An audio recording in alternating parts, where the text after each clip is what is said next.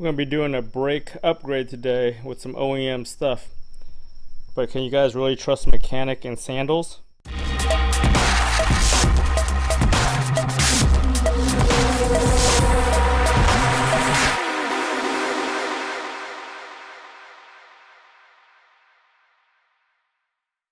Hey guys, welcome back to the channel. So if you're watching this video today, you're probably interested in upgrading your brakes on your IS250 to the IS350 brakes, and it's a pretty simple upgrade. It's a OEM poor man's big brake upgrade. It's readily available these days, especially with the amount of IS250s, GS350s, and all those out there that are getting donor parts for. The rotors have gotten really cheap, especially aftermarket ones from Centric, or even performance ones from Stoptech and some of these other places that have slotted or drilled rotors. The calipers themselves you can get at your local auto parts store. They're usually probably $70 or $80, plus you got to bring back a core. Most of the time you could probably bring back your 250 cores and they won't know the difference. It's just a core that they need back. That really helps save the cost on the calipers themselves for the remanufactured ones. If you don't have a core or you don't want to do that with the 250s, you could just order it from eBay. I think they're about $300 for the set with no core trade-in. So that's a pretty affordable upgrade if you're willing to do that. You get performance pads, or you can run OEM pads, or however. There's plenty of pad options for that brake caliper. Because a lot of the newer Lexus cars now, they use that same pad, so it's all interchangeable. So today what I'm going to do is I'm going to show you how to take off your 250 ones and then put on the 350. And you could also, if you choose, spend some extra money, or if you can get from the junkyard, or depending on where you get your parts from, you get the backing plate. So I'm going to show you how to take off the backing plate and put on the 350 black backing plates versus the 250, or just modify the 250s to work with your new rotors. So stay tuned. So check out these rotors. So I've got these used rotors right here. These are actually Centric owns Stoptech now, so they're usually the same parts. They probably get the same products as the Stoptech. Stoptech's more of a performance brand. Then I've got this 350 calipers over here. I've got the Lexus emblem on this one already, and then I've got this backing plate that I'm going to be installing in place of the 250 ones. So the first thing we want to do is take the caliper off, and it's easier, I think, to take the brake line off now. If you, instead of trying to take it off when it's dangling down, you probably want to have a bottle, an empty bottle, to drain any fluid that flows out of there. One of the pro tips that I learned is, before you start, if you depress your pedal and kind of press it until it's hard, it actually seals up the master cylinder, so there's less fluid leak coming out of there once you take off anything in the line. So we'll do that now. And you could take off the whole caliper with the pad and everything in one shot, and it all comes off with two 19 millimeters on the back. But these rotors have a little lip on them, so the pad's going to get stuck on this little lip. So you want to check if your rotors are in that condition where they have that little lip on the edge here where it's grooved in. If it's grooved in like that, then you'll have to take off the outer piece, then the bracket second. So in this case, we got this lip here, so I got to take the caliper part off. So first thing I'm going to do is take the nut off.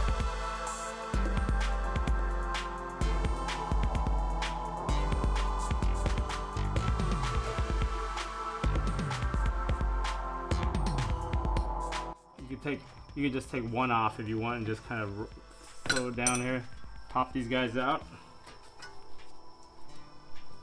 Put them off to the side for now. And then if you just want to keep it all together, you can just put it back on and put this nut back on for a little bit. Forgot about that. You can slide just one side, pivot like that. If you ever had to just change pads on your 250, instead of taking both off, you could just take the lower one off and then flip this thing upwards and do the pads without removing the whole caliper.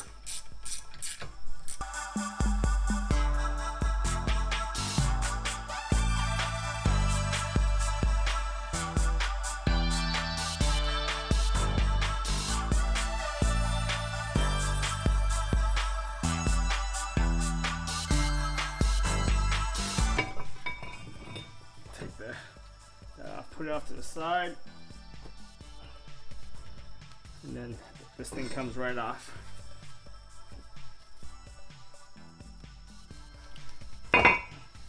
So now there's four.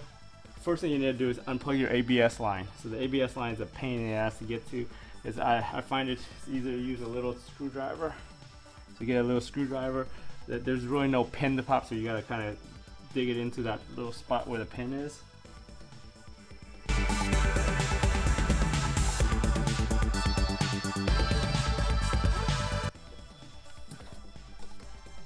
Tuck it out of the way. And then you gotta get the 17 in here. So these are usually gonna be stuck, so it's good to have a mallet.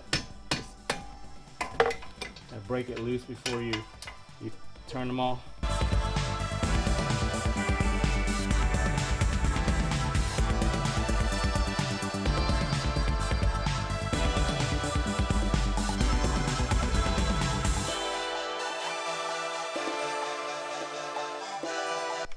And depending on how old your car is, this might be hard to get out, but this one, because usually this part seizes around here, so you gotta break it loose with something.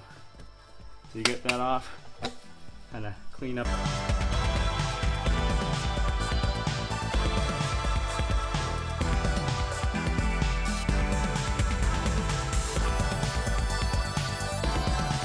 Right there. You have all these bolts that you just took out, just kind of stick them in there to hold them for now.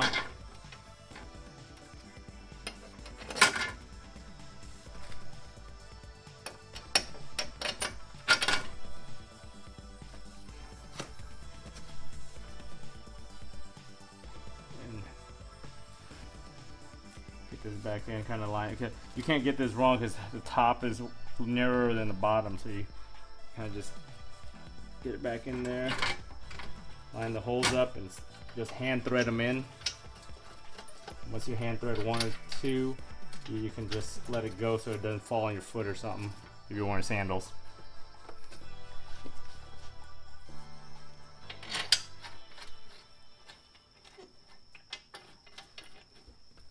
That just, once you thread it in, just tighten them back up.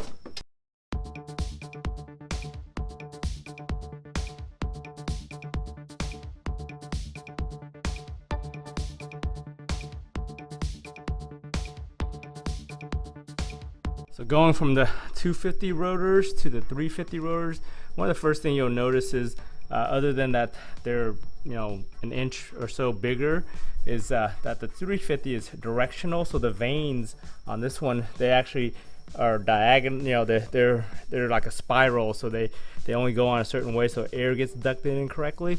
And whereas the 250 is just a single blank that is unidirectional, so the spines are just straight, so there's the same rotor on either side of the car.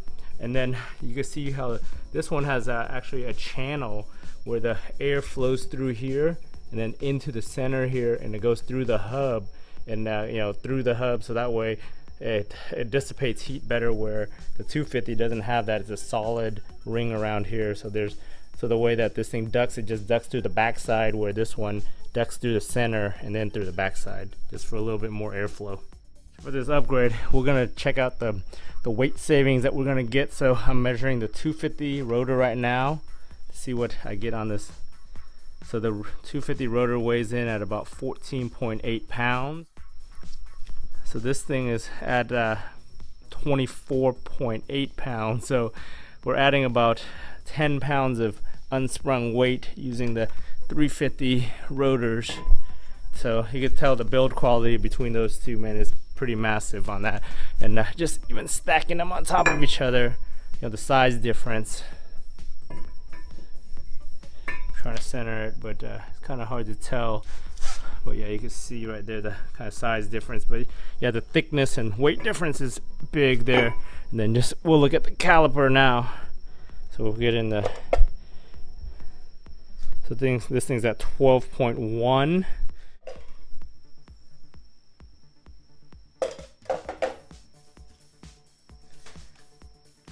$21.4. So we do the math, 21.4 minus 12.2 will be the weight of that guy. So it's about what, like 9 pounds and something. new rotor on. And these are all floating rotors, so they just kind of go on, and they're held on by your wheels and your lugs. Just kind of be careful. It's gonna dangle for a bit. Yeah, if you were gonna reuse this one, the old 250 one, I think right here you have to cut. There's a little piece. I've already cut this one before, but it goes over here, and then you just trim that piece off right there. And then other than that, you have to bend everything back, top and bottom here, because I think especially the bottom, so it doesn't hit the bigger rotors that you're gonna put back on. So the new ones are pretty light, as we saw earlier when we were weighing these. You just kind of line them up for now. Get the bolt on.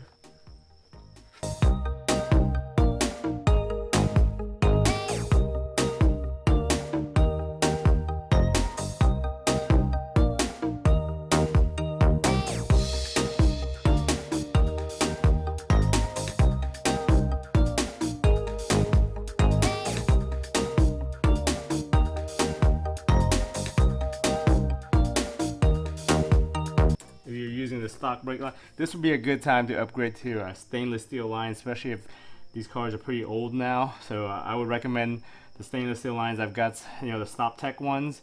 I'll have a link at the bottom of the description, but that's a good time to do that right now.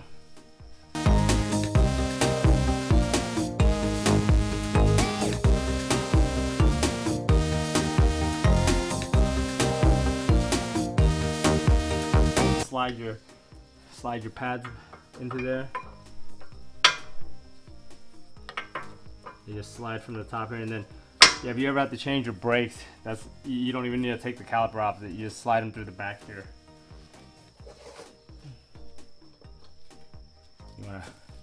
You want to install this the easiest way. So this pin right here comes through the back, so you stick it in, and then it's gonna miss. So you gotta press down on this and press it through till it gets through that there. And the last step is to put in this little cotter pin. So it's important that you put this cotter pin into there so it just snaps right in. Make sure it stays. If it's I recommend using a new one, so that way it clips in properly. But once you get that in, repeat for the other side, and then just bleed the brakes, and you're good. And now you have a 13.1 inch OEM big brake upgrade for your IS250. Pretty quick. It took me like 15 minutes on this side, so like half hour if you're good at this, and nothing's too tight, and you have all the right tools. So that was a pretty easy upgrade, as you can tell from my instructions. If you guys find this tutorial useful and you like this type of stuff, don't forget to like the video, subscribe to your channel, and I'll see you guys next time on the next DIY.